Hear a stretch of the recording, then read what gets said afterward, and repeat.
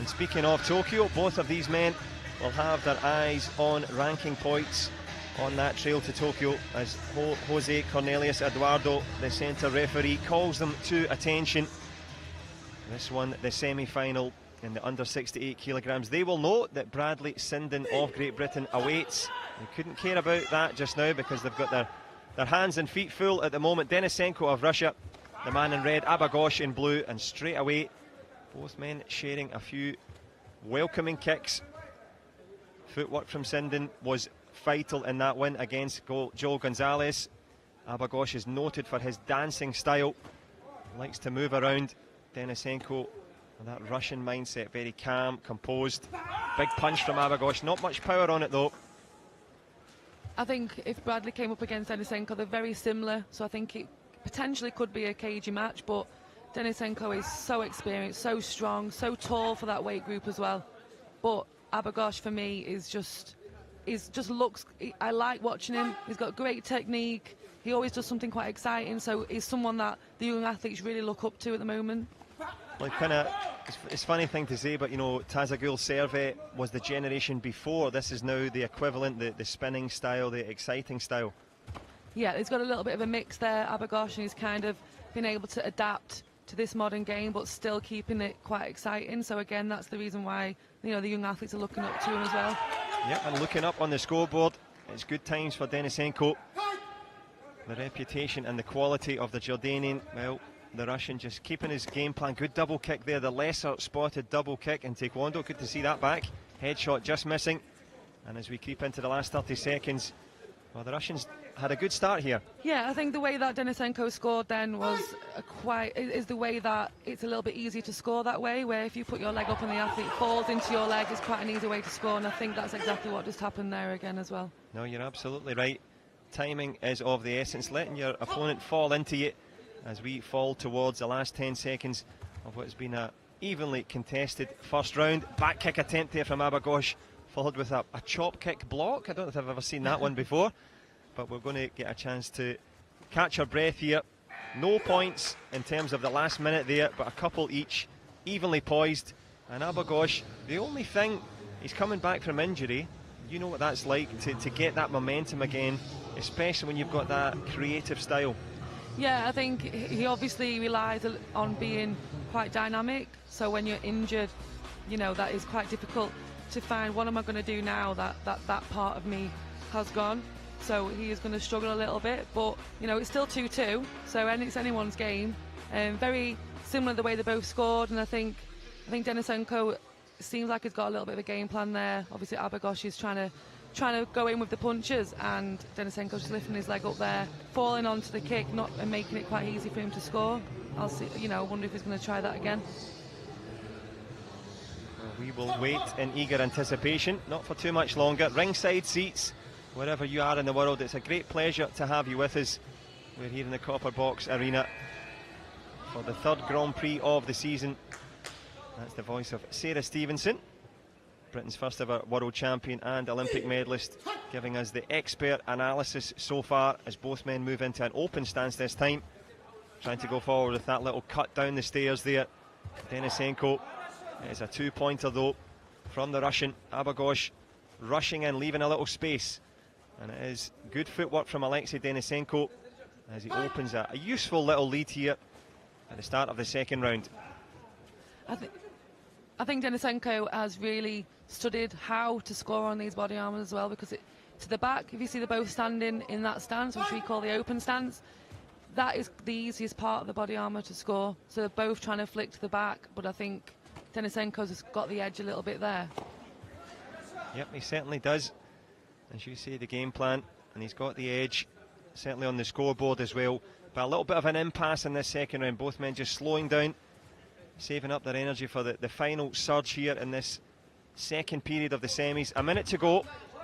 A little hook kick around the corner from Denisenko, just keeping ABUGHAUSH busy.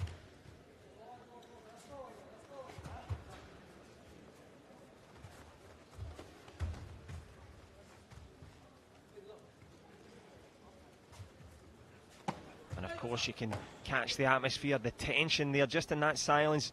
Both fighters not really wanting to commit. I think the referee's going to be called in here. A little technical dispute. Was it a kick to the leg? It's a technical error. Technical error on the scoreboard. Someone's obviously pulled out a plug somewhere. As we focus in there on the video review jury, of course, in Taekwondo, they make sure, you can see there, just making sure the head guard is working. Electronic head guards. Brought in after a certain scoring controversy in Beijing 2008. I don't know. Oh, let's not talk about We'll leave that for the lunch break. But it's a little break for both fighters here. It's really good now that the screen actually tells you when there's an error. I think when they first, brought the electronic scoring out a few years, the coach might have to shout and say, it's not working, can we test? And now the electronic system will tell you when something's not working, which is so much better and so much more fluid. Although we have to stop here, it's not going to deem as unfair to any athlete.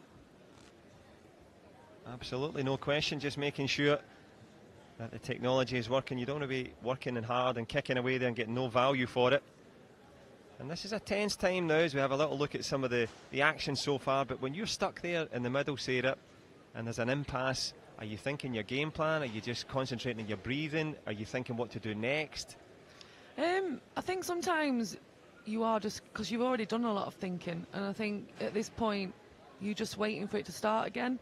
For me, certainly, I don't remember thinking too intensely about much, really, depending on where it was in the match and how tired you are. So it just depends, really. I think they've done all the hard work now. It's just that, okay, let's fix it and crack on.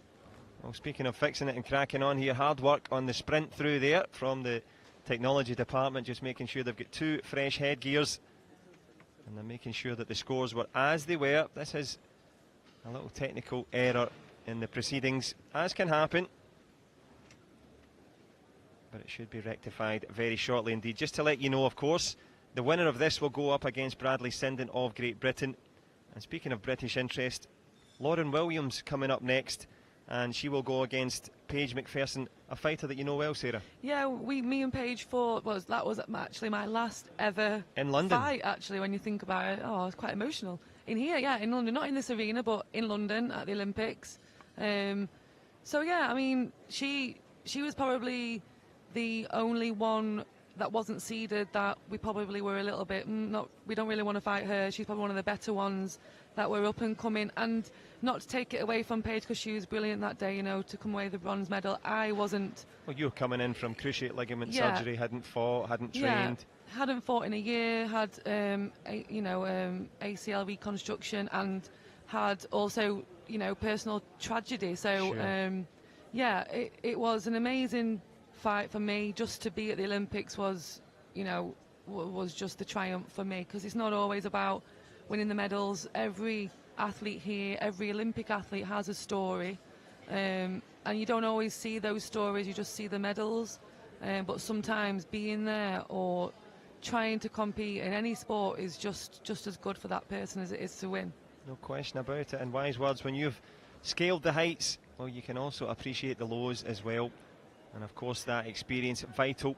Both men have had their share of trials and tribulations as well. ABUGHAUSH winning that Olympic Games, but since then he's been off the boil a little bit. A couple of bronze medals here and there in the open circuits, but not too much success in the Grand Prix, so trying to find his momentum again. And Alexey Denisenko, well, a silver in Moscow in his home Grand Prix. I wonder if they're going to send out to Moscow for batteries for this head guard.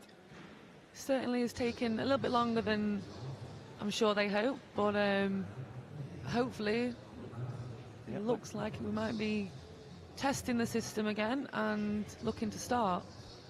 Yep, as you say, we should be back in business. Head guards to test, body armours likewise, and the only head that matters is who is ahead at the moment, and it will be a chance for Denisenko to try and get that momentum back. We mentioned that it is, of course, 4-2 to Denisenko, who has that momentum.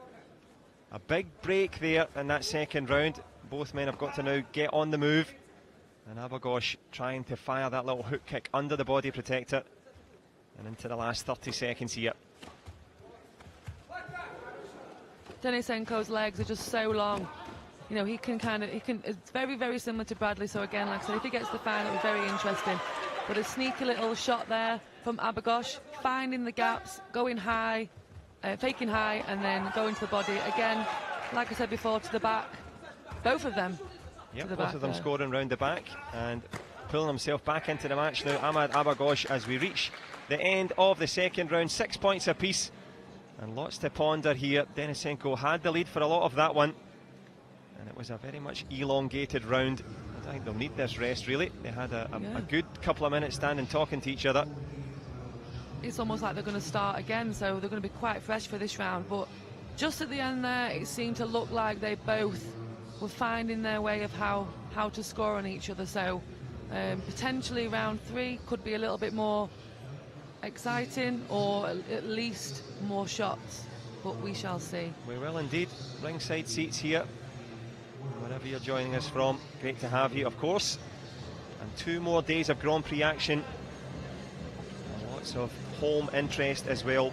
Also in tonight's proceedings, Muhammad Cho going in the men's heavyweights later on. Get a chance to look forward to this one, but looking forward to a shot at the final here. Alexey Denisenko against Ahmad ABUGHAUSH. You can see for yourself the score. Well, the Mayor of London sign is there. Who's going to be the king of the ring? Denisenko on the back foot into that open stance. The hook kick round the corner. Decks it. Will take the Gamjon.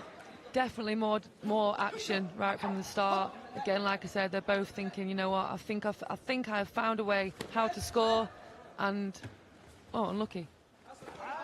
Yep, getting close with that one. But of course, the Gamjon makes the difference.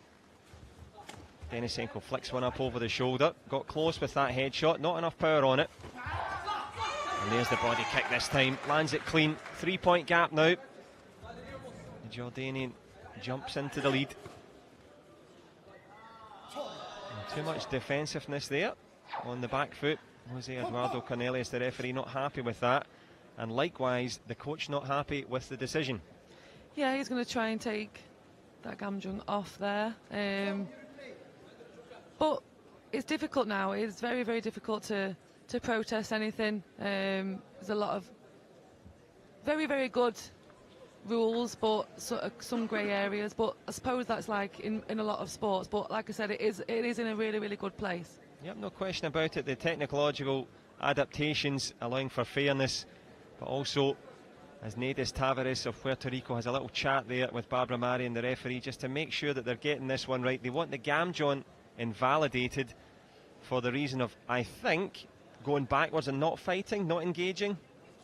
Yeah, for me it was definitely kicking below the waist. You know, if you hold your leg up and not really show any intent, and it's below the waist, it always has to be up and with some intent if you're not actually connecting.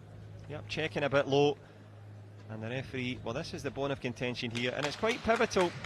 That was deemed as, you know, lifting your leg up and not actually with any intent. It doesn't look so low, but we'll see. Yeah, we certainly will, and it could be important. The Gamjon bring it to a 2-point game rather than a 3-point advantage at the moment. Barbara Marion shaking her head there. Let's see what the adjudication is. Nedes Tavares says it's successful, and the Gamjon is invalidated. So our instincts were correct. And that must be very tough when you're a referee, when you actually do get something wrong, because you quite clearly could see that it wasn't below the waist, but it wasn't actually with intent. So, you know, maybe you just misunderstood that a little bit. Sure, but it's like anything. The coaches will get it wrong, the athletes will make a mistake. Even in commentating, Sarah, we might make the odd mistake. I mean, it hasn't happened yet. Not yet, but there's still time. Plenty of time. And not much time left in this third round. There's a nice little body shot, even things up. 9 points apiece. ABUGHAUSH scores one of his own. As Sarah Stevenson told us, down the stretch the action will pick up, and picking up a nice little double kick there. All to play for. 11 points apiece. There's a nice shot from ABUGHAUSH. It's really coming into play now. Like, again, they're both a little bit more open because they're trying to risk taking shots. And Denisenko, for me, is really trying to push those doubles in that we don't really get to see that often now. But the sneaky little shots with the hook, with the heel and round the back are paying off for ABUGHAUSH. Yep, they most certainly are indeed. ABUGHAUSH living up to his reputation. Big back leg counter on the way through. Tries to spin for a back kick. He's fallen in the act of doing so. So obviously he'll take a Gamjon for that. Is he going to try and play the old "I'm injured" card?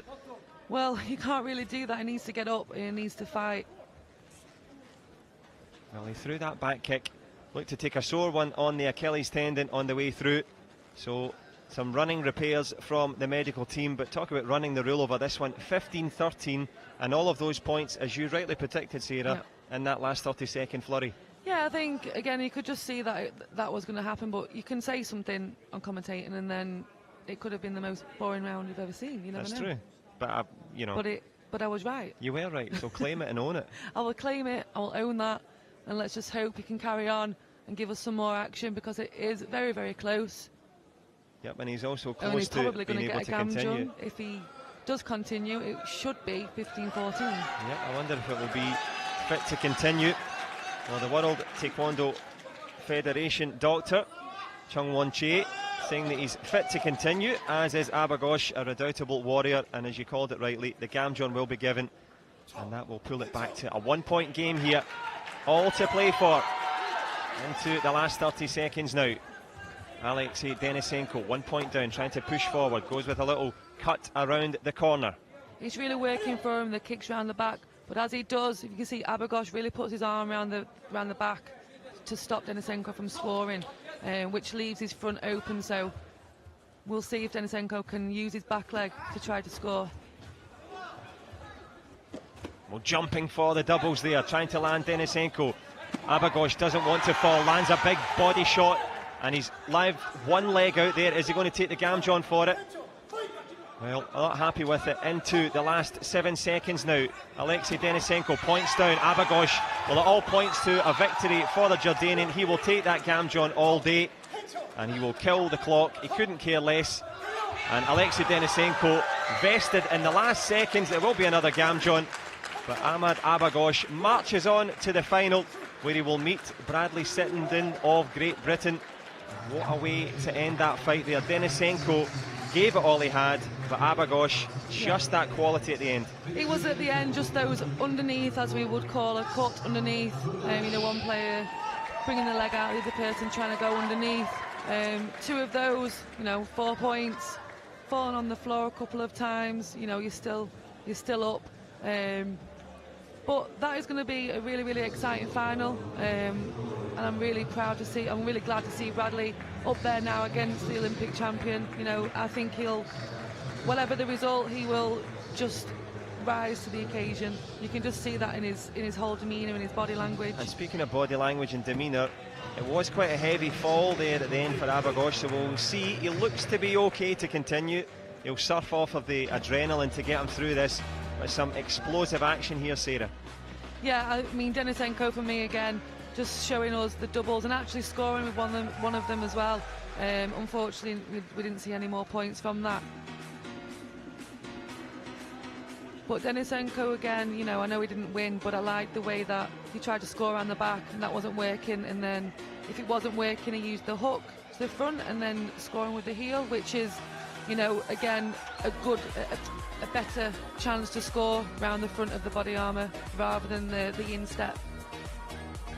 Yep, using that variety, as you say. There was the little hook this time from ABUGHAUSH that made a little bit of a difference on the scoreboard, but down the stretch he killed off the threat of Denisenko, and that sets up a pulsating final, and that completes the men's under 68 kilogram semi-finals, and we will shift on now to the under 67 kilogram